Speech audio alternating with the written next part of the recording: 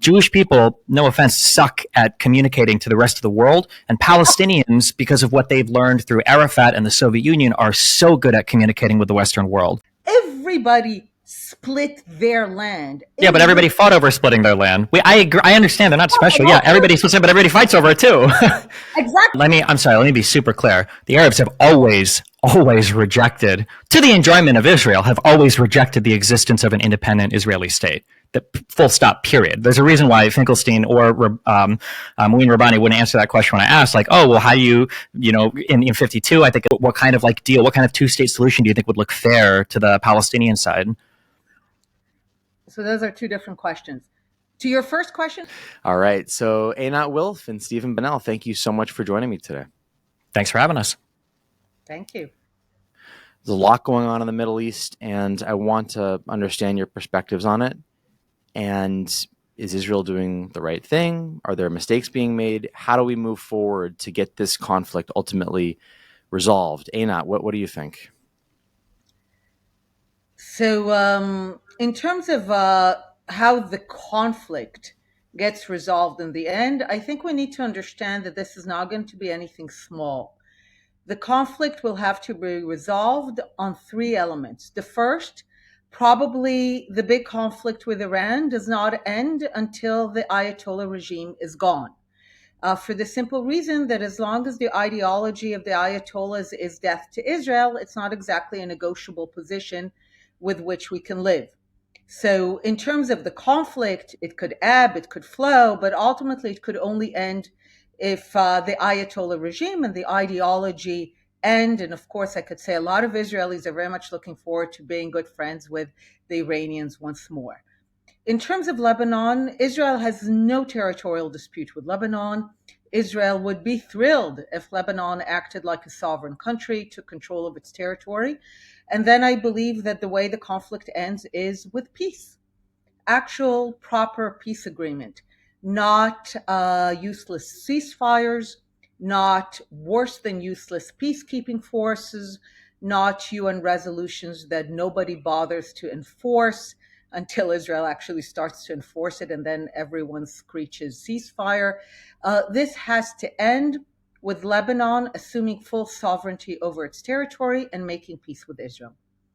And finally, in Gaza, the conflict ends when the ideology that has given birth to the conflict comes to an end. And it's an ideology that I've come to call Palestinianism, essentially the ideology that negates Jewish sovereignty in any part of the land. So Gaza is ultimately just the most recent bloody arena in the century-long conflict, and therefore that war and that conflict only ends when the foundations under the conflict end, which is the complete and total rejection of Jewish sovereignty in any part of the land. So again, an ideology dies and hopefully peace is born. Do you agree, Stephen? Let's see. So for point one, something definitely has to change with Iran. I would be a little hesitant to say that the only way that a peaceful agreement can be made or some sort of lasting peace can happen is with the downfall of the Ayatollah. I know they don't enjoy a great deal of support among the population right now, but I think that kind of orienting yourself towards the collapse of another nation's regime is a little scary. It puts us in an awkward place. And by that, I mean, it just seems to, I guess, call for future conflict. Insofar as Lebanon goes, I'm not the most preeminent expert on Lebanon, but I don't think that the Lebanese government possesses the military capability of expelling Hezbollah from their country completely. I don't think that their lack of sovereignty right now is a choice. It's probably more that Hezbollah and their workings with Assad and their workings with the Ayatollah are what allow them to remain so entrenched in power there. And then the defeat of the ideology of Palestinianism, I guess insofar as Palestinians that deny Israel a right to exist, that ideology needs to be gone. But I mean, so too does the Zionist ideology that Palestinians can't exist in any like measured form in any kind of like mutually understood peace agreement where instead we've just seen kind of like more and more expansion into the West Bank, more and more military conflict with no end in sight to the occupation, the disputed territory, the lack of some kind of like finalized agreement or settlement between the two parties. So, Stephen, you're saying that Zionist ideology, to the extent that Zionist ideology means a rejection of Palestinian statehood, must also go away. Einat, what do you think of that? That was never part of the Zionist ideology. Um, Zionism is quite simply the political movement for the liberation and self-determination of the Jewish people in their ancestral homeland. From the beginning, Zionist thinkers have made it clear that they want to live next to Arabs, not instead of them. It was never an ideology of negation or rejection, which is why when you go back a century, going back to the original two-state solution, the one that created Transjordan, the Zionist leaders have always agreed to every two-state solution as long as one of the two is the Jewish state. And the Arabs, the Palestinians, have always rejected every two-state solution if one of the two is the Jewish state.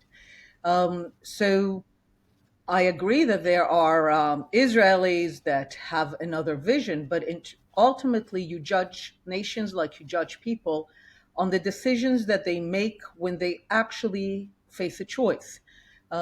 People can say that they want A and B and C, but you really know who they are when they face a choice between A and B. And whenever Israel faced a clear and concrete choice for peace, for two states, it has always been willing to give up territory, to divide the land. And it's important for me to emphasize that this has nothing to do with being nice or being moral. I don't believe such things exist in international relations. It simply has to do with the fact of our numerical minuteness. The Jewish people, given the hugely successful Muslim and Arab conquests of the Levant and North Africa in the 7th century, it means that as long as the Jews are Zionists, as long as the Jews care about being a sovereign people in their ancestral homeland, in any part of it, they are destined or damned, choose your word, to remain an ethnic, linguistic, religious, and national minority in an Arab and Islamic Middle East, which is why we always agree to compromises. Again, not because we're nice, not because it would be what we would do if we were 1 billion Jews, but as long as we're 7 million Jews, surrounded by 500 million Arabs and nearly 2 billion Muslim, who, despite very positive developments in some places of the Arab world, remain by and large committed to what Abba Eban called policide, the non-existence of the Jews as a sovereign people, then we will always say yes. So Palestinianism, as the ideology of rejecting the Jewish state, has always been at the core of the conflict, and that ideology has to die. We will always say yes to any peace with people who want to live next to us rather than instead of us. What about what Israelis are doing in the West Bank, Stephen? Well, I don't disagree with anything that was said. You obviously, if you're looking for a mutual solution, you can't call Palestinianism and then like an ideology of rejectionism, then label it as you want, and then say, well, this is what Zionism is. I'm sure you're more familiar than I am with how many people so desperately want to relabel Zionism as meaning, ideology committed to ethnic superiority, or committed to ethnic cleansing and genocide, or committed to the expulsion of all Arabs from the Levant, or committed to the infinite expansion of Israel, et cetera, et cetera, et cetera. People will define Zionism however they want in order to hate Israel, hate Jews, whatever, which is obviously not productive. I would just say that calling an ideology like, well, we need to be anti-Palestinian or we need to reject Palestinianism, I just think is not productive. I do agree that you have to reject this idea of people that reject any kind of nation of Israel, or more specifically, a country that is interested in protecting the ethnic Jewish people, as broad as that's become. I agree that type of ideology needs to be rejected, but saying that we need to have a rejection of Palestinian ideology, I think is a pretty harsh and unproductive term. And I think that people on the Palestinian side are going to hear that as a dog whistle for, oh, you just want to subjugate us or kick us out completely, the same way that people on that side hear, Zionism as, that's just a conquesting, expansionist term for you guys trying to kick all of us out or whatever. I reject, I guess, the terminology there, but I don't think I reject any of the underlying ideas, unless the terminology is being used to sneak in other underlying ideas. It might be just a semantic thing. I mean, we both agree that Palestinians who want peace for both peoples, like we believe in their right to have a state, and we both agree that Israelis who use the term Zionism as meaning just wanting a home for the Jewish state, we support that as well. And we just disagree with anyone who stands on either side and rejects peace with the other people. So I think part of this is just a semantic thing of, I mean, I don't define- like dismissing things as semantics. Language is important. It's arguably the thing that makes us human, right? Language is one of the most important things that we have, and a lot of people use semantics. Again, I mean, if you're familiar with Jewish dog whistling, right? Like they or them or whatever, like people use semantics to sneak in a lot of garbage. So I would be uncomfortable, I guess, siding with anybody that says we need to reject Palestinian ideology, because it's like, well, hold on, what does that mean? Because in one crowd you might say like, well, that just means that we need to reject the people who don't accept that an Israeli state can exist that is interested in the protection of Jewish people. And that's, yeah, I think that would be the message that I think people would hear when you say that. Yeah. What do you think, Einat? So I agree the language is important, but it's actually, this is something that is more empirical. It's not about kind of, I know people love the story of extremists on both sides, but it actually has no legs to stand on. If people want to look, I have my longer talk, which I kind of go through the history of, and my personal history of also believing that the only thing that stood between us and peace are things that have to do with territory. So ending the occupation, Palestinian statehood, no settlements, only to discover again and again that what stands between us and peace is the Palestinian ideology that rejects wholly and totally the existence of a sovereign Jewish state anywhere in any part of the land between the river and the sea. And I always, as I go through that, I'm sure you know, and we talked about it, I think, last time as well, I bring this quote by Ernest Bevin, the British foreign minister after World War II, and this will also begin to address the West Bank question. He goes to the British Parliament in February 1947 to explain why Britain failed out to fulfill the mandate to help the Jews achieve a state. It didn't fail the Arabs, there's Jordan, there's Iraq, but it fails the Jews. And he needs to explain why. And he says, His Majesty's is thus faced with an irreconcilable conflict. Now, he calls it irreconcilable in February 1947. In February 1947, there's no occupation of the West Bank and Gaza. The West Bank is not yet called the West Bank because Jordan has not yet created and annexed it. There are no settlements, there's no occupation, there's no blockade of Gaza, there's no Gaza Strip as such. There are no Arab refugees because they haven't yet waged war, there's no state of Israel. So all the things that we bring today as the reasons, the causes for the Palestinian anger, grievances, violence don't exist yet, which is why this is so valuable. Because already in February 1947, he says His Majesty's government is thus faced with an irreconcilable conflict. He calls it irreconcilable when nothing exists in terms of West Bank or settlements or all that. And yet, and then he goes on to say, the reason that the conflict is irreconcilable between the Jews and Arabs in the land, he says, is because for the Jews, the top priority is to establish a sovereign Jewish state. So that's Zionism. That's actually a clear definition. The political movements for self-determination, the Jews want statehood, sovereignty for the Jewish people and nation in their ancestral homeland. Doesn't have to be all of it, can be part of it. This is why the Jews say yes to multiple partition proposals. And then he goes on to say, and the Arabs, and they're not yet called Palestinians, but they will be one day. And he goes on to say, and the Arabs in the land, their top priority, remember, is to resist to the last the establishment of Jewish sovereignty in any part of the land. So already in February 1947, he understands that what unites the Arabs of the land, the Palestinians later to be called, is the rejection of Jewish sovereignty as a top priority. I have come to call that Palestinianism. You can call it anti-Zionism, Arab anti-Zionism, rejection of Jewish sovereignty. But unfortunately, in the last century, there are no exceptions to that ideology. There have been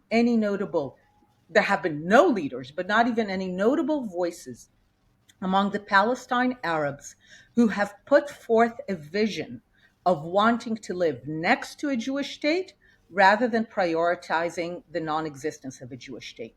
So in that sense, I think I'm on very solid ground when I'm saying that this ideology, however you call it, of rejecting a Jewish state anywhere between the river and the sea is what unites and connects the Palestinians. What in 1947? Why did the Arabs, or why was it said that there were irreconcilable differences? Where did that stem from? because by definition, if the Jews want a state and the Arabs want the Jews not to have a state, that's irreconcilable. You cannot negotiate that. He's not saying the Jews want a state, the Arabs want a state, and we just need some help dividing the land equitably. He says, as a matter of top priority, the Jews want a state, and the Arabs want the Jews not to have a state. Now, where did the feelings come from? Why do they not want the Jews to have a state there? Okay, so that's really a question that a lot of people, once they internalize that this is at the core of the conflict, then a lot of people ask exactly this question, then why? Why for a century divert all your significant capabilities as a people to the destruction of the Jewish state? And here, there are a couple explanations. I think some changing demographics have to do with it, but I think it's a very small reason. I can explain later why.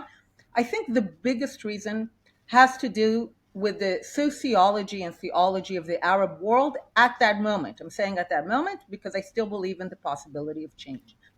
At that moment, in the late 19th, early 20th century, the Arab world has spent about 1,200, 1,300 years when it has known only one kind of Jew. A Jew who is dispossessed, stateless, essentially in exile.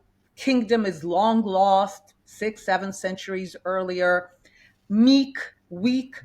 So as the Arabs kind of sweep across the Levant and North Africa and conquer them and make them Arab and Muslim, they give the Jew a certain role in that society. The Jews are not pagans, so they cannot be Islamized by the sword, but they're not Muslims, right? I sometimes joke that from the Muslim perspective, the Jews are the people that got the first book right, but not the sequels. So the Jews are accorded a status called dhimmi, which places them as lower in the hierarchy and status of Arab and Muslim societies. And there are many, many factors that single out the dhimmi status. Yellow, for example, doesn't come from Europe or Nazi Germany. It comes from the Muslim world. But my two favorite examples of the dhimmi status is that the Jews could not ride horses in the Arab world. Horses were a mark of dignity. They were actually also a weapon of war. So Jews could only ride donkeys. And Jews, of course, could not carry arms because the very definition of dhimmi was that the defense of the Jew was the prerogative of the Arab and Muslim ruler. Sometimes more, sometimes less, but the prerogative of the Arab and Muslim ruler. Now, if you look at the early images of Zionism from the early 20th century, the first things that immediately jump at you is that those Jews ride horses and carry arms. Imagine the sociological, theological, cultural shock of having people whom for 1,200, 1,300 years you were used to looking down upon, that as far as you were concerned, it was a law of nature, that those people were below you, they were defenseless, they had certain markers, and those people are rising in the name of this ideology of Zionism to say, we are your equals, we will defend ourselves by ourselves. I write a lot about comparing feminism and Zionism as movements of liberation, and the almost instinctive and violent response to Jews challenging their inferior role in society is a violent response that demands that the Jews, so to speak, go back to their proper place as meek, weak, and powerless. Okay, that was a lot. I feel like we're missing a really big part of the puzzle here, though, which is before the Ottoman Empire collapsed in the late 1800s, I think starting around the 1880s, and then going to the very, very early 1900s, you had these kind of failed waves of early migration from Jewish people, a lot from the Eastern Russian Empire, some from Europe that tried to go to the Levant, but ultimately failed for a variety of reasons. Then in the early 1900s, especially after 1917, when the Ottoman Empire collapsed, when Britain gets this mandate for Palestine, and then when the Jewish people, the Zionists of Europe, secure the Balfour Declaration, right, which was a promise from the United Kingdom to establish some kind of home for the Jewish people in, I guess, what we call today Israel/Palestine, in the mandatory Palestine area, you had, out of nowhere, a whole bunch of Jewish people that were now starting to immigrate, backed by Zionist money from other people around the world that came in, that were buying land from Arabs there, and we're slowly starting to build villages, we're slowly starting to build cities, and we're starting to grow in significant number. I think that there was probably a fear, I think a reasonable one, that you had this Ottoman Empire that collapsed. You had a bunch of now kind of like scattered Arabs in all of these different states that had once seen themselves as potentially being part of this kind of like pan-Arab nation, right? Ideas that would later be pursued militarily by people like Nasser, by people like Saddam Hussein. And now, because you have all of these, what they perceived as European Jews that were coming into the Levant, they were, I think, reasonably worried that, like, oh shoot, we're not going to have a country the same way that people up in Iraq were getting a country, or people over in Syria, or the monarchy over in Jordan, or the people in Egypt are getting states. Now we're having to split it with all of these European Jews coming in. There were several white papers that the United Kingdom commissioned to figure out, well, what's the progress going on in the Mandatory Palestine Area, which was the name for the mandate that the UK or Britain had for that territory, where the idea was they were going to rule it for some period of time, then hand it over to whatever state kind of emerged as a stable state from there. And I think that the people living there, the Arab people / Palestinians, that identity was just kind of starting to form in like the 20s and 30s with the Mufti in Jerusalem, kind of, but not really strongly until as a response, especially to the Jewish people that are immigrating in. I think the Arabs reasonably were worried about all the Jews coming in, and that's why in 47, when the Peel Commission happened, right, that paper that you're referring to, where they say, well, now we think partition is impossible, it was because of the growing tensions between the Jewish people and the Arab people there. A lot of the violence, I think, prior to 47, instigated by the Arabs, especially prior to 1940, instigated by the Arabs, but a lot of fear that a lot of Jewish people were coming in that had been basically guaranteed the ability to travel in from the Brits.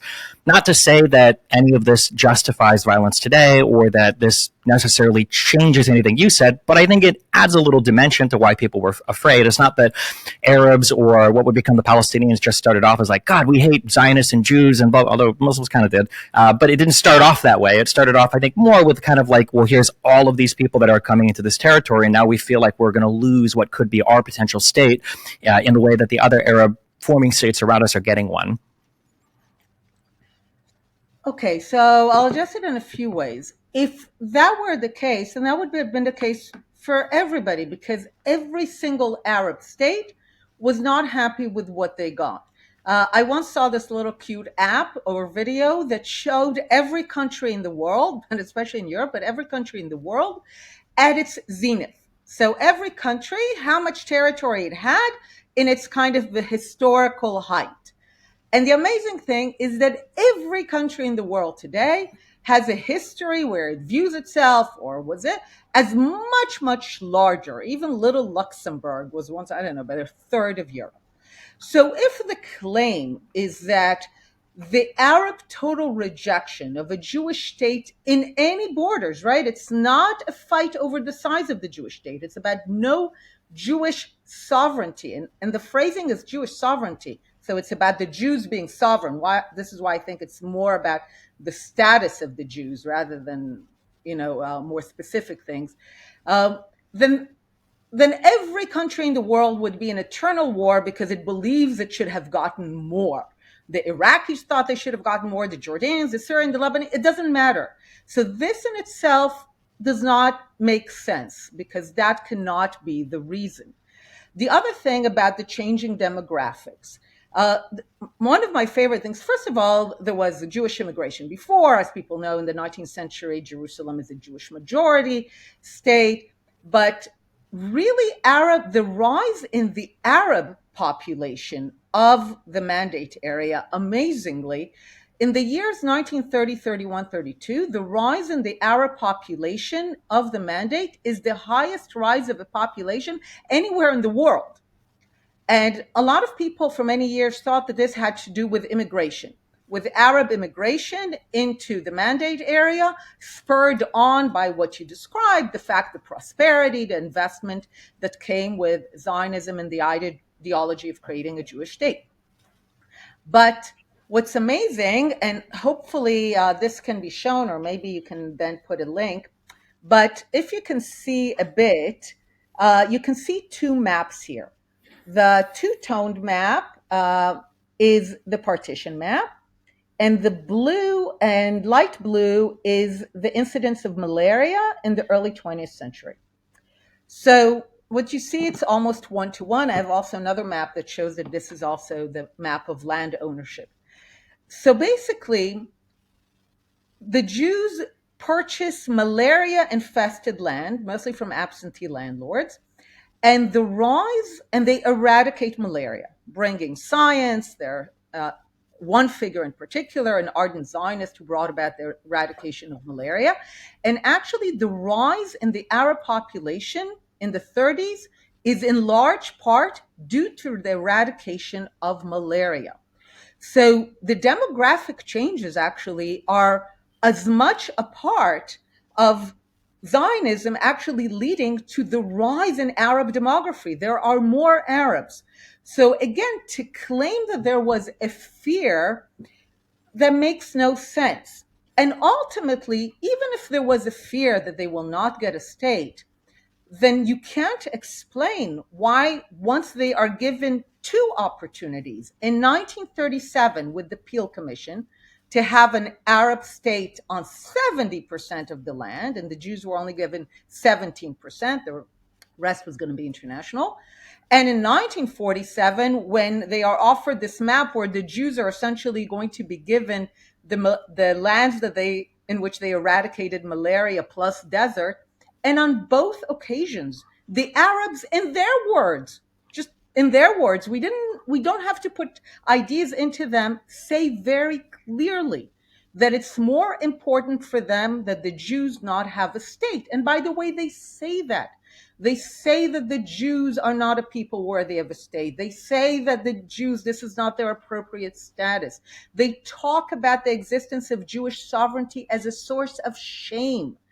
But if they were merely concerned about having a state, they actually had clear and distinct opportunities to have a state. But not only have they rejected those opportunities every time, they went to brutal war between 36 and 39 and between 47 and 49. In both cases, in 36 to 39, unfortunately, they had a big political win in which they managed to prevent the establishment of a Jewish state on the eve of the Holocaust, which is why, in parentheses, I think they bear also great responsibility, at least for the fact that hundreds of thousands of Jews, if not more, did not have the state that they were supposed to have in the 30s. But ultimately, if their concern was about having a state, they should have done what the Jordanians and Iraqis and Syrians and Lebanese and the Luxembourgians did, which is accept a state, which is not everything, but is something. But the fact remains that it was always more important for them, in their words, that the Jews not have a state than to have a state for themselves of any size. Yeah, I mean, the Jordanians, the Iraqis, the Syrians, the Lebanese, the Egyptians, none of these people were asked to split their territory with what they saw as European transplants. Again, I don't deny that they rejected the existence of... Anna, what'd you say? What? Oh, again, this is an imposition of a later view. They did not view them as a European transplant. They understood very well that they are Jews. They knew what Jews are. Sure, but they absolutely viewed them as European transplants. Right. No, they viewed them as Jews who dared challenge the appropriate order of being at the bottom. Do you think that if it would have been British people or if it would have been any other group of people, you think they would have been okay with them moving there?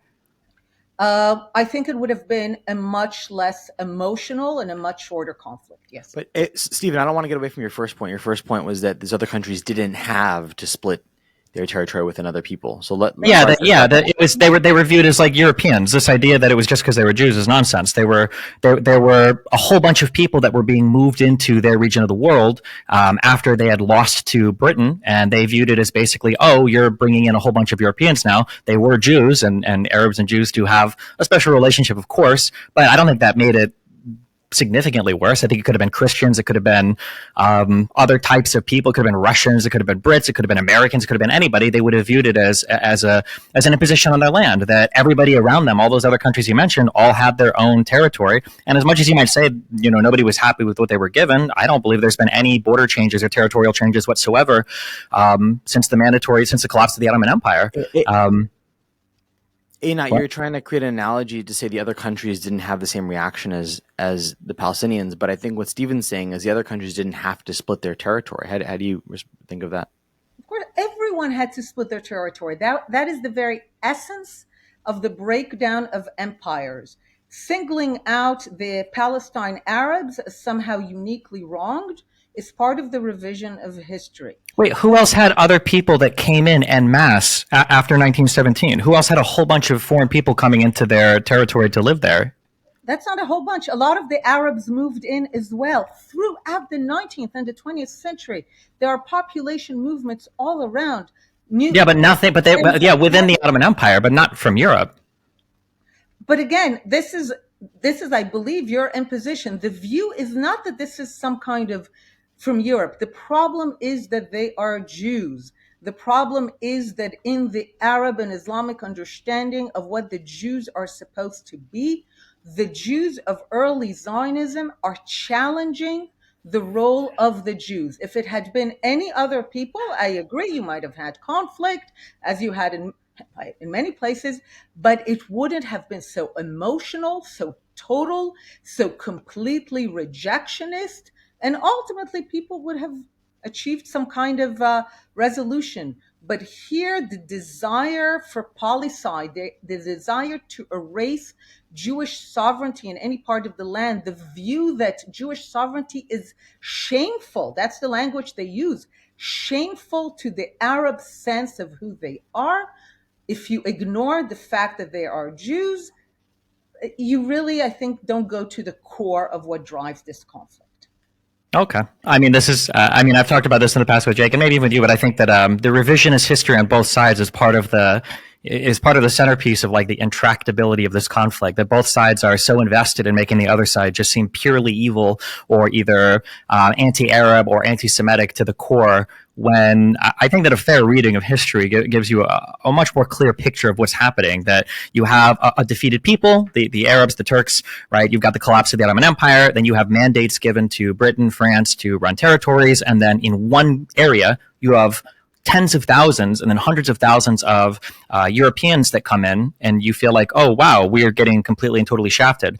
Was there a little bit more hatred because they were Jewish? Because Jewish people historically had, a certain view around the world, really, not even just in the Arab societies, but around the world, Jews were viewed as weak, as leeches on society, as bad people or whatever, right? So I'm sure that hurt a little bit more, right? And Arabs saw themselves as proud, as warriors, and now they were being, they felt like they were being subjugated by these weak Jews, people that lived as dhimmi status in their societies. I don't disagree that might have fit into it a little bit, but that's like 5% of it. Like 95%, the idea that if it was just a huge group of like white Orthodox, Russians or a bunch of people from, Italy that had come in and they could have set up shop there, and the Palestinian people or the Arabs or whatever in the Levant would have been like, oh, okay, well, you guys can make a state here. That's cool. It would have been more or less the same conflict as it is today, I think. So not only do I disagree, I would put 5-10% on the demographics and 90% on the fact that they were Jews. But let's go to Turkey. Indeed, as part of the collapse of empires all around the world and their replacement by nation states when they're lucky, just odd states when they're unlucky. Look, as I'm sure you know, as part of the carving up of the Ottoman Empire, there was supposed to be a Turkish state, a Kurdish state, and an Armenian state. And the Turks essentially rip up this idea. They do what they do to the Kurds. They do what they do to the Armenians. Turkey emerges as twice the size of what it was supposed to be. Kurdistan never emerges. Armenia ultimately emerges as another territory, which is not historical Armenia. This is what the Arabs tried to do to the Jews. They just were not as successful as the Turks. And you don't see that same kind of like global issue. If you take out the role that the Jew plays, both in the Western and Eastern Christian theology and in the Islamic understanding of the hierarchy of their society, and just try to place it as some kind of European, then nothing gets understood. I would also add something else. I hope the Arabs are not people of slow understanding. So even if you were right, and initially they thought these are Europeans, even though, again, they knew very well, read the text in real time, they knew very well those were Jews. But even if they thought that those were some odd Europeans, you would think that given their experience in the last century, let's say they assume that we're like the British and the French, and they still sometimes make those comparisons and therefore just push them out through violence and they will ultimately go away. You would think that by now they would be clued in to the fact that the problem is that these are not Europeans, that these are Jews who have a historical and deep cultural and continuous connection to the land, something, by the way, which Arabs and Muslims knew until a campaign of erasure started for the last century. So you would think that by now they would figure it out. So, and yet Why would that make them comfortable splitting their land, though, with any people? Because at one point, again, why are they special? Everybody split their land. Yeah, but everybody fought over splitting their land. I agree. I understand they're not special. Yeah, everybody splits it, but everybody fights over it too. Exactly. But at one point, people figure it out, they end it, and they choose a path in which, yeah, they don't get everything they want, but they get enough to have a state.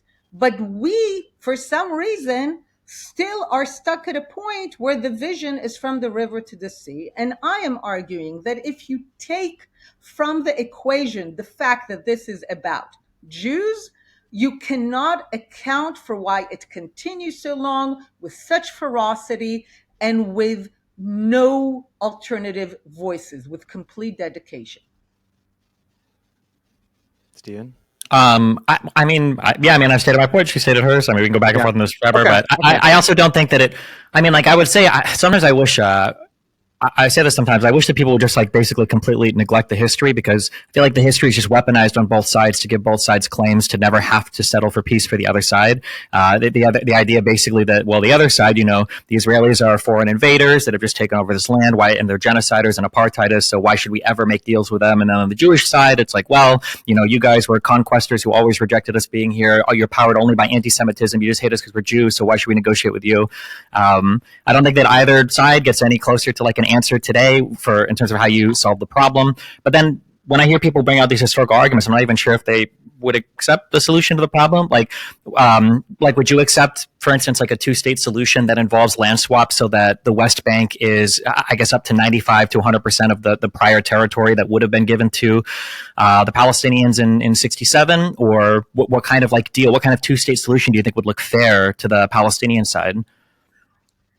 So those are two different questions. To your first question, of course, the reason that I do what I do is precisely because through a slow and painful process, I have come to understand that what stands between us and peace is not which way we will partition the land, because from the Arab-Palestinian perspective, the top priority is no Jewish state. And when you're saying history is weaponized, first of all, as a parenthesis, one of the things that I find most difficult often with people these days is a complete ahistorical attitude. People say, just do things now. This is the solution. Don't mind history. Well, there's no such thing. People individually and collectively are their histories. Sorry, I don't want to interrupt, but I do want to jump in. Let me just finish the two thoughts. And again, you created a sentence that wasn't true, because the Jews think that for the Arabs, their vision of the Jew plays a role in their ideology. They're not willing to compromise. But again, empirically, it's not true. The Jews have said yes to any two-state solution as long as one of the two is the Jewish state.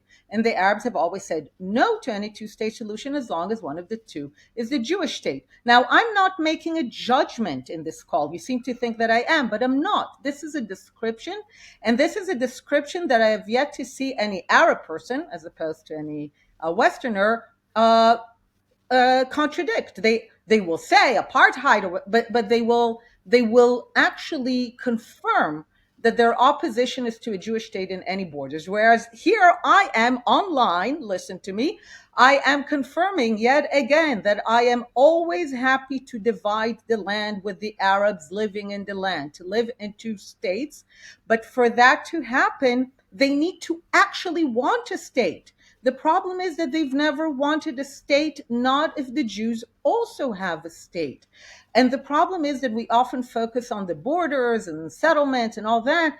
But if you, the litmus test, and this is why I focus on it in my work and books, is this so-called idea of a right of return, which again is not a right, and the perpetual refugeehood, which is why in order to know if you found a Palestinian who really wants peace, the question is, do you recognize the equal right, equal, not superior, not exclusive, again, the equal right of the Jewish people to self-determination in their historic homeland? And I will say, preempt that, I recognize the right of the Palestine Arabs to self-determination in the land. Yes, I do. The equal right to self-determination.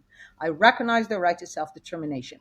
But then they need to eye it, and they understand their vision is to live in an Arab state next to a Jewish state and not from the river to the sea. And again, I'll preempt. I support living in a Jewish state next to an Arab state, not from the river to the sea. And then they need to understand, that the implication is that they are not multiple generational refugees living in the West Bank and Gaza, and that they possess no such thing as a right of return into the sovereign state of Israel. And I will again say, and I recognize that this means that the establishment of a Palestinian Arab state means that we have no rights to settle in that state, and if it doesn't want to give us those rights.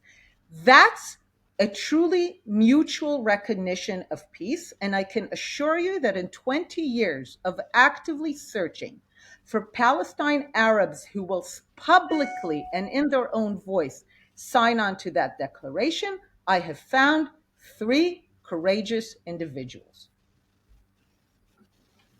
So, I guess historical disagreements aside, I mean, I do agree with that. There's the elephant in the room that nobody seems to honestly want to engage with, is that it feels like there hasn't been Palestinian leadership that has ever truly accepted the existence of a Jewish state.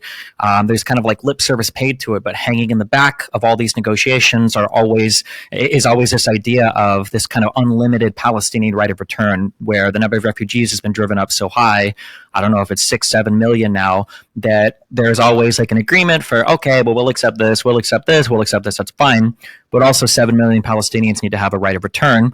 And they're kind of sneaky with how they say this, because they'll say right of return to Palestinian lands, but Palestinian lands actually means the entire mandatory Palestine area, which means millions of Palestinians returning into Israel proper. And regardless of what anybody says, and you can go over all the talks and the different perspectives with Arafat, you can go over 2008, Olmert and Abu Mazen, you can go over any of these talks. There has never, ever, not in the Arab peace resolutions on anything, there's never been a concrete number given of this is how many refugees we want to accept back, to go back to Israel. That's always left open. I think that after the Taba summit, I don't remember if it was the Palestinian negotiators or maybe it was, oh God, I'm forgetting the names. Is it Arab Psychat? That's not his name. In 2008, the negotiator that worked with Abbas, I think they said verbatim, like, why would we ever give up the right of a single Palestinian to return to the Israeli homeland like that? We would never, ever compromise on that. And until there's like a reasonable settlement on that, obviously the solution is out of grasp for both parties.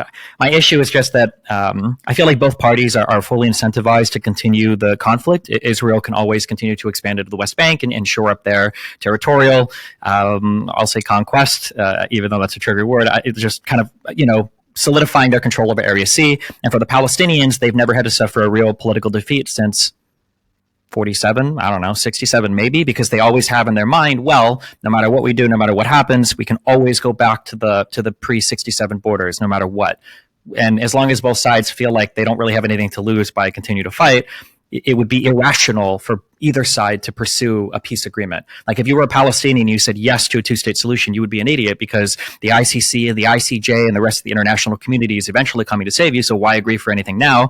And if you're Israeli, why would you agree to any kind of ceasefire or any kind of temporary or even long-term thing when, Iran and the rest of the world can still ship in, weapons to the Gaza Strip or attack you or do whatever else, basically with impunity? Why would you agree to anything? And then you'd give up your right to kind of like settle into what I would say delusional Jews view as the historic, Judea and Samaria and their right to settle that homeland of the West Bank. So yeah, I think it's a big clusterfuck, but it's a bad. What do you think about the West Bank Area C stuff, Einat? Stephen's saying that he holds Israelis accountable for their expansion and settlements in the West Bank. Do you agree or disagree with that being a problem? So first I have to say, Stephen, we could have skipped over what we spent so far, because once you said what you said, especially on the continued insistence on this idea of return, then that's basically my argument, that there has never been any moment when there was an agreement for a two-state solution when one of the Jewish. And you're saying that the Jews don't have an incentive? That's so not true. Living like this is terrible. We would have wanted, with all due respect, and this is also to your question, Jake, to the West Bank, the vast majority of Israeli Jews could absolutely care less about it. And I even have recent empirical proof, because you remember when people talk about annexing some areas of the West Bank after the Trump peace plan, and everyone talked about annexation. And I remember I participated in a lot of panels then. I said, look, Israelis don't care about it. And then the Emirati ambassador to the US wrote a big op-ed, and he said, guys, how about you shelf this annexation idea and you get direct flights to Dubai? And Israelis were like, yes. So the preferred and revealed preferences of Israelis for a century have been always peace over territory, as long as we have something to live in. But if we can have more peace and less territory, that has always been the revealed preferences of the Israelis. Whatever's happening in the West Bank is the direct outcome. And I'm sorry, but I love when people say, okay, just end the occupation now. And when I say, okay, but we need to understand why there's an occupation and why it doesn't end. There's an occupation because, again, the Arab world continued its wars. And whenever Israel tried to end the occupation, either unilaterally or in agreement, the Palestinians have made it clear that they're not interested in any agreement that establishes a Palestinian state in the West Bank and Gaza, and thereby ends Israel's military place there, the occupation, if that means forgoing return, which is another way to say accepting a Jewish state. So we're stuck. But if tomorrow the Arabs of Gaza and the West Bank would rise up to say, we are done with our century-long war against Zionism. We have realized it's been a waste of time. We want to devote our resources to have a state next to the Jewish state. We're done from the river to the sea. We understand that we're now refugees multiple generations, and we possess no right of return into the sovereign state of Israel. We just want to live next to the Jewish state rather than instead of it. I can assure you that the next day there is a peace agreement. And again, not because the Jews are nice, but because we're small and we are paying a massive price for the fact that there is no peace. But we have yet to be shown an alternative which does not demand death to Israel. I mean, is it pronounced? It's Einat? Einat, yes. Einat. Yeah. I'm hesitant to agree with Einat, but yeah, I feel like the most damaging thing that is happening with this conflict is the international community's involvement. Again, if you were a Palestinian trying to make peace today, I think you'd probably be assassinated, because why would you ever make peace when you know that Israel maybe is going to be declared a genocidal state, depending on how this ICJ case goes, that maybe the ICC will swoop in and arrest Gallant or arrest Netanyahu, or maybe the surrounding Arab states will save us, or maybe Iran or the Houthis or Hezbollah or Hamas will come back or something. Like, when you have all of these external forces that are basically saying fight, fight, fight, fight, fight, why would you ever, make peace? And I think, yeah, I feel like that's probably the number one obstacle right now to any kind of peaceful agreement being reached. It's just incredibly destructive, in my opinion. But you still see the West Bank settlements as fundamentally problematic and not justified, right, Stephen? The issue with them is that it's making you get like a whole. You could do like a whole thing on this. The problem is that what Anna said earlier is right. There's like different ways to have a conversation about what's going on in the Middle East. But one of the things that, and I've learned this recently, surprisingly, Jewish people, no offense, suck at communicating to the rest of the world. And Palestinians, because of what they've learned through Arafat and the Soviet Union, are so good at communicating with the Western world. And when you go to the Western world and you talk about peace between Israel and Palestine, you know, it's always like, well, what are the land swap percentages, and what is transportation going to look like, and what are the borders going to look like? And from the history of agreements that I've seen in the negotiations, I mean, like it was said that when Arafat went into negotiations in 2000, he didn't even have in mind like land percentages. When I speak to oh my God, I'm forgetting all the names. So I've been so in American domestic politics. I spoke to Balin and I spoke to Shlomo Ben Ami when they talked about negotiations and they talked about the different things that they were trying to do. They were saying that one of the big issues is that when Arafat would come in for negotiations, in his mind, he's thinking like 60, 70% land. And then all of a sudden the Israelis are like, what about like 80 or 90? He's like, oh, well, hold on. Well, wait. Well, maybe we'll just wait and see what they offer. Because at the end of the day, I don't know if the land stuff actually matters. I think it has more to do with the concept of the state of Israel, because when you finally sit down and accept that Israel exists, what you're really saying is you've lost the 80-year conflict with the Jews, which sucks.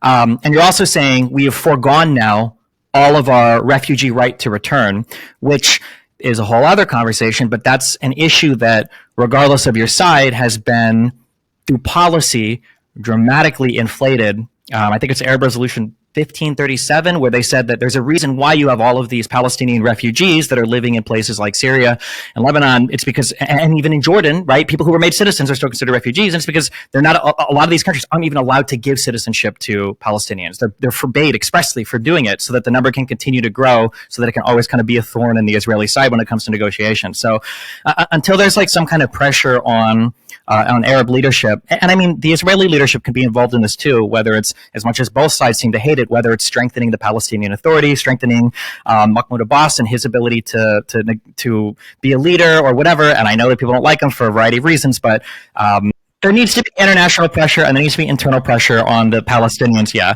I think that this sounds horrible and this is a crazy super Zionist position. And I'm not a pro-Zionist because I'll fight with Einat on her history. I'm probably going to fight later with Gideon on his history or Elon Levy. Or wait, who are we talking to? Oh, Gideon. Yeah, I'll probably fight with him on his history. Like the reality is in my opinion, the reason why the Jewish state was so successful is because it was sink or swim, right? Israel, like the Arabs fought with the understanding or with the idea that, well, we can send them back to Europe, but the Jewish people that went there didn't feel like they had anywhere else to go. So it's either fight or die. And I think that encouraged them to be both pragmatic and ardent in their defense of their country. And for the Palestinians, they don't have that same pressure. They can just fight and fail forever and try and fail forever. And they'll always have, these backup international orgs to back them up. And that needs to disappear. There needs to be an impetus to actually negotiate and say like, hey, if we don't figure this shit out now, we are totally fucked, because that pressure isn't there. And you still think what they're doing in the West Bank is wrong, or no? I think I don't, saying anything in this region is right or wrong is hard, right? Like the Gaza war, the civilian death is tragic there. But I mean, like, how many hundreds of thousands died in Yemen? What is it? 300 to 500,000 are dead north in Syria. Nobody really cares. So saying, right or wrong is not something I'm as interested in. I'm just saying, like, realistically, the problem that I have with the West Bank, and Sharon saw this, and all the early Israeli leaders saw this. The idea that you can just take over the West Bank with this huge demographic problem and pretend that nothing is like wrong with that, like you're setting yourself up for more and more failure. I think Sharon was very smart to pull out of the Gaza Strip. I know that he wanted to pull out of the West Bank completely. I think he only got like 10 settlements out. But yeah, it's just making things more and more intractable is the issue, I think. Let me jump in really quick. So, Stephen, something you said seems to conflict with an earlier statement. Maybe I'm just misunderstanding.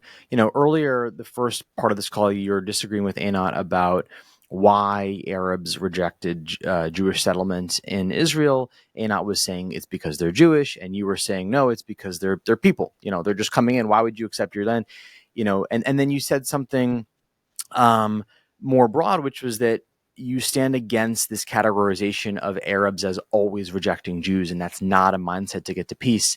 And yet, on the other hand, now what you're saying is, oh, well, actually, when I think about it, they do always reject Jewish statehood. So which one is it? Well, hold on. Let me be super clear. The Arabs have always rejected, to the enjoyment of Israel, have always rejected the existence of an independent Israeli state. The full stop, period. There's a reason why Finkelstein or Mouin Rabbani wouldn't answer that question when I asked, like, oh, well, how do in 52, I think at Lausanne, they would have taken the Gaza Strip and 200,000 Arabs. In 47, they would have accepted a partition plan. In 67, they begged Jordan, hey, please don't attack from the West Bank. You don't want to do that. And they did it anyway. Like, that's always been a thing. So I'm not saying that Arabs have ever accepted some kind of like two-state solution, Einat brought up earlier, the percentages that both sides were going to get. That really doesn't even matter, and in the West, they'll even bring up, they'll say, well, they were going to give Jews 60% of the land, ignoring the fact that like half of this was the Negev, which is a fucking giant empty desert, right? But the reality is, even if they would have given them 5%, it would have been too much. They don't want any Jewish stay there. I'm just saying that the fact that they're Jews, no offense, makes it so much worse, okay? Because historically, keep in mind that Jewish are seen as like a weak, dispossessed, scattered people that, mean and do nothing, and the Arabs see themselves as kind of like proud warriors. You've got 1,000+ years of your caliphates, of your empires, of all this, and to have these like, kind of weak, random people come in and not only establish a state, but then to do so militarily is unthinkable. And there's a whole deal of like generational humiliation that goes into that. Now, again, I don't think that just because they're Jews, I think that was a minority of why the conflict started, but it would be the same as like, if somebody came in and they, beat the shit out of me in my apartment, I would be really, really mad if they beat me up, because I would be mad that I got the shit beat out of me. But if it was no offense, but if it was a woman, I would feel that much worse. I'd be like, fuck, I got beat up by a girl too. That's even worse. But the fact that I got beat up was the worst part, but it being a woman makes it even worse, right? Same thing with the fact that the Jews were the ones that came in and did it, I think makes it worse. I think if it would have been anybody, it would have been an issue, but sorry, it's a complicated issue. I think Einat's also a feminist in addition to being a Zionist, right? So watch out. Okay. But I don't beat up anybody. Yeah. That's good. So I understand that Israel imposed the blockade fundamentally for security reasons. That being said, in addition to providing security for Israel, it also inflicts pain on some innocent Palestinians. I think Stephen would agree with this. And I think, Stephen, your position is that as a part of a peace solution, the blockade needs to be removed or reduced, because if you have a situation where a group of people is being oppressed, that's not conducive for lasting peace. Stephen, I'm trying to summarize. Yeah. I'll give my take, and then Einat can give her take. So I think that the blockade in the Gaza Strip should be removed, because I think the justification argument for it initially was for security purposes, which I think if you look at everything that was being shipped in there from 2000 and onwards, right, from the Second Intifada onwards, I think you can make a strong argument that there's a good reason for the blockade to exist. However, I feel like it's important that Israel sends a message to the world and to the Palestinians that, like, hey, listen, as long as the security concerns are alleviated, like, we're willing to play ball, okay? So we went in, we did a massive, ground operation in Gaza. There was a lot of destruction, but we feel like we got rid of Hamas. So now the blockade goes away. If Hamas comes back, then the blockade goes back. When I think of the blockade, I think of like punishing. I've got a 13-year-old son. They don't have punishments in mind longer, a 13-year-old longer than like 2 weeks. If you try to ground a child for like 4 months, that doesn't mean anything more than 2 weeks. They can only think like 7 days out. So I feel like with the blockade, it can't just be like a forever punishment, because if you're a Palestinian, you're like, okay, well, fuck, this sucks. But like after the war, when the rebuilding and everything happens, the blockade is lifted, as long as everything is like chill, hopefully that like drives people onwards, especially younger people, to be like, okay, well, maybe this like fighting all the time doesn't really get anything done. And now that we can actually ship stuff in here, this is like way better. And hopefully it like alleviates, that kind of like discontent that leads to people like Hamas and everything, rising up. But that's my take on it. So again, I'd like to empirically challenge the whole notion that the Arabs, the Palestinians, operate as a result of any economic hardship.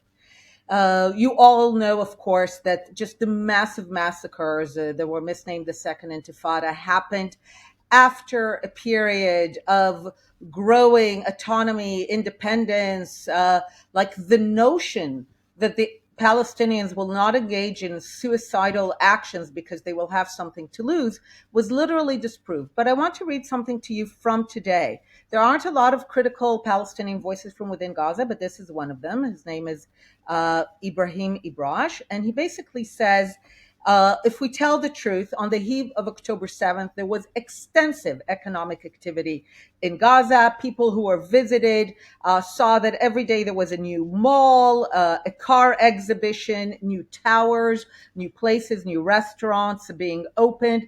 He even says that a delegation from Sudan that visited Gaza said that if this is what an Israeli blockade looks like, they hope that Israel will also put a blockade. We know it cut on down their Sudan. economy by 50%, roughly, based on What? we know that the blockade reduced the Gazan economy significantly, though. I mean, the report, I think, is like that's a demonstrable, I think. It's actually not anecdotal, but again, it's one that it actually shows on the eve of October 7th, the Human Development Index of Gaza is better than about 90 countries.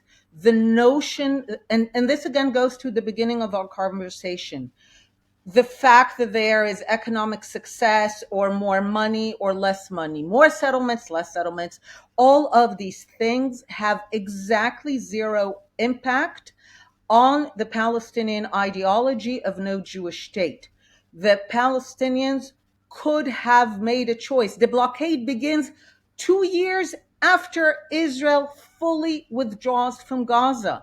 Gaza actually started shelling Israel already from 2001. The fact that Israel got out, they continued shelling Israel. It's only in 2007. And yet people, one of the things that often people do is reversal of cause and effect.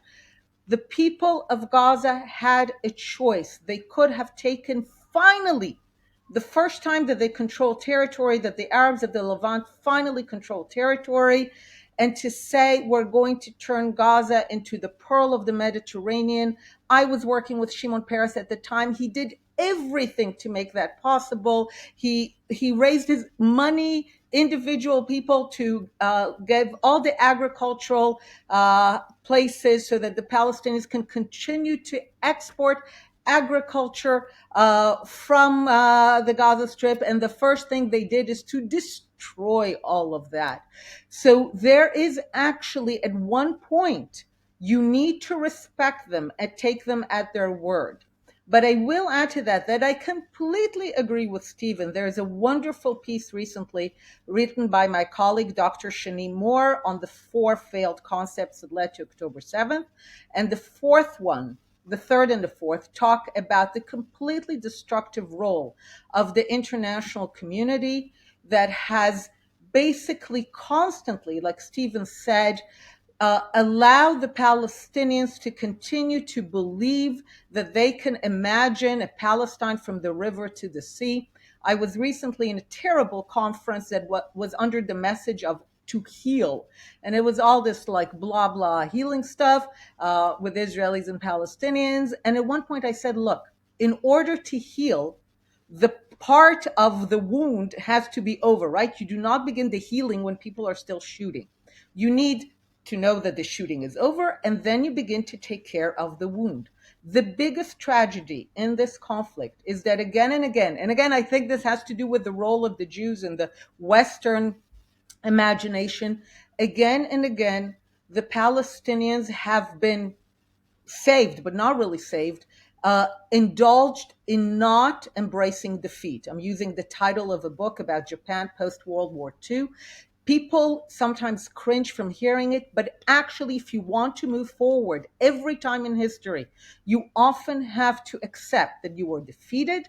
The Arabs have to accept that insofar as their goal has been to prevent a Jewish state in any part of the land, in that aspect, they were defeated. They should put a line on it. They should embrace that defeat and begin to develop a vision of living next to a Jewish state rather than instead of it. The day they do that, I can assure you, they will be sovereign. There will be no blockade. There will be trade. There is nothing more than we want than the Arabs around us to finally decide that they want to live next to us rather than instead of us. We'll be happy to just live together and trade and be at peace. That's all we want. But Stephen, you disagree. You think the blockade should go sooner than that. I mean, I feel like it should go as a show of good faith. I do agree that there is a negative ethos, a very heavy ideology that kind of powers the people there in terms of like wanting to fight and resist forever. But I mean, like you've got like a new generation of people. It was said that Arabs would never make peace with Jews, but it's happened with the surrounding Arab states. Now there's a different situation with the Palestinians, obviously, because there's contested land. But I think it's possible. But people need to be shown that there's like another way to live. People have to be shown that there can be something different besides the constant fighting. And one thing that I discovered for myself. But they were shown that. What? I mean, I have to ask, at one point, how many times, that's the thing that drives me crazy, how many times do you have to show good faith again and again? We negotiated, we got out of the Gaza Strip. How many times do we need to show good faith until it is understood that for the conflict to end, the ideology that wants nothing less than no Jewish state anywhere between the river and the sea, that ideology has to die? And as soon as that ideology dies, there will be no blockades, no occupations. There will be none of that. Okay, this is the description I'll give. So description, not prescription. So I'm not making a moral judgment. But what I will say is that Israel enjoys broad support from the West and from the United States especially, because the vision that people have in Generation X and above, people in their 40s and older, is Israel was the single democracy in the Middle East in a sea of enemies that managed to exist, survive, and then eventually thrive as an ally to the United States. And that's like the impression, I think, that is in a lot of people's minds. For my generation and younger, when you think Israel, you think, oh, those are the people that terrorize Palestinians. That's the only impression that people have in their mind. Because no one else is attacking them except for Iranian proxies who are whatever. And then you've just got the Palestinians. If that situation persists, I think that it will see a marked decrease for Israeli support from the West. And I think that Israel will find itself backed into a corner that it won't be able to get out from, because once you've lost that support, and then once you, God forbid, if you were to start losing the support of surrounding Arab states, the situation would become dire. So I agree that it sucks, and it's definitely not a fair situation in a variety of ways, of course. But I mean, like Olmert said this to me like 30 times, right? You don't make peace with friends, you make peace with enemies. There has to be some path, and Israel has to be like a trailblazer here. Like it has to be, not like, well, we'll accept peace if you guys want to come to us and actually make an agreement. And until then, we're going to be happy to kind of like do as we are, because I think that path that Israel is on is not a good path. I think that it would be very bad. I'm not arguing that it's fair or anything else. I'm just saying that I think that something has to be resolved there. And it probably is going to require like aggressive measures from the Israeli side, through diplomacy, through peace, through, a combination of things, military included, in order to make that work. Or if not, I got a lot of trouble for saying this a year ago, blow them all up, either move them all out or make peace with them. But this like in between land is just, it's keeping a wound open forever. It's like a necrotic flesh wound where you can find a way to cure it and make it good, or you can amputate, but you can't leave it there, because all it's going to do is rot and grow and eventually lead to your death, which I think is what's happening right now. So there has to be something has to happen. Yeah. So, I think he's saying, and then we can wrap up, is that even though Israel has done goodwill in the past, they still have to remove the blockade to give the Palestinians a feeling that they can have a good life. And the blockade diminishes that. I know you gave the story about how their economy is better than 90 countries, but there's demonstrable evidence that it does weaken their economy. I don't know by what exact number. I mean, do you think it doesn't hurt their livelihood, the blockade? Or I think the blockade is incredible, is a subset of the fact that their priority for the last century has been to not have a Jewish state. I'm saying if their choice would have been or would be at any point to prioritize having a state next to the Jewish state, there would not be a need for anything, because there would be peace.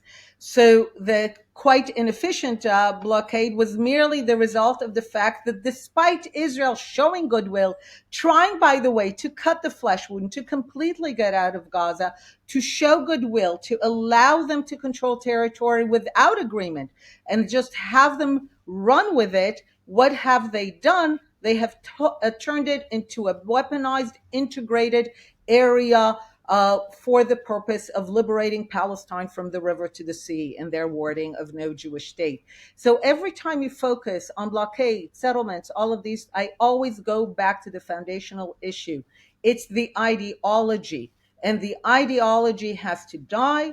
They have to embrace the defeat of the ideology, like the defeat of Nazism, the defeat of Japanese imperialism. Some ideologies need to be defeated. And if I may, Olmert is wrong that you make peace with enemies. You make peace with defeated enemies. You make peace with enemies who have embraced defeat, that have accepted that the war is over, and then you begin the negotiations of peace. That has always been the basis for enduring peace. That's how we get to something. And I agree with you, Stephen and Jake. I want something to happen. This is why I keep on focusing again and again on the core issue, the ideology. And the ideology has to die. And I completely agree that the international community has played a completely destructive role that has repeatedly disincentivized ending this conflict. Final thoughts, Stephen? Yeah, I mean, I don't think I necessarily disagree. I guess the only thing that is kind of depressing is that when I talk to Palestinians, I can get a lot of agreement on the side that Israelis need to do a lot more work, and the Palestinians, have obviously suffered a great deal over the past 80 years for a variety of reasons. But anytime I suggest, well, maybe the Palestinians should do a little bit, it's like I'm met with the harshest pushback, like, no, fuck that, we're not going to do anything. And then sometimes I feel like when I speak on the Israeli side, it feels kind of similar, where it's like, well, the Palestinians obviously have messed up a lot historically, but when it's time for, should Israel do anything? Well, no, fuck that, we've tried, fuck them. And it's like, okay, well, it feels like as long as both sides have those like narratives kind of like stuck in their head, not to say there's I'm drawing a false equivalency a bit between the crimes of both sides, but yeah, I guess it just feels intractable when the thoughts are like that, I guess, on both ends. Yeah. Is it intractable, Einat? And your final thoughts? It's not. I draw hope from history, from the fact that a lot of bad ideologies have ultimately been defeated in history, replaced by different ideologies. We have to admit that sometimes wars have been important. Wars, defeat, have been important in order for people to understand that ideologies have been wrong. So I draw inspiration from the fact that people change, nations change. I believe that the Arabs and the Muslim world can embrace the existence of a Jewish state, not just reluctantly, but actually as part of a full and proud Arab and Muslim identity. And ultimately, I think that it's a tragedy that the Palestine Arabs have been ultimately indulged for so long in the ability to avoid accepting and embracing the fact that the goal of from the river to the sea is not going to happen. They can live next to a Jewish state rather than instead of it. The day that we will have a plurality, I'm not just even saying the majority, the day that we have a plurality of Palestinians that accept it, I can assure you, is the day that we will be able to negotiate peace. And with that, thank you both so much for your time. I'm going to end the recording, and let's just spend 30 seconds wrapping up.